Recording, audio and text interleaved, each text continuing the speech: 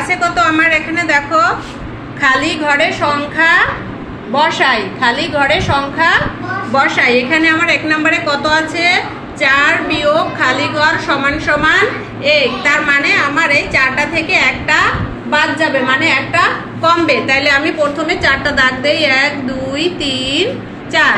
এই 4টা থেকে যদি এই 1 মাইনাস করি, আমি 1 মাইনাস করলাম, তাইলে আমার রইল কত, 3টা। তাইলে আমার খালি ঘরে কত বসবে, 3। এরপরে দেখো 2 নম্বরে দেখো কত আছে, 6 বিয়োগ খালি ঘর সমান সমান আছে কত, 4।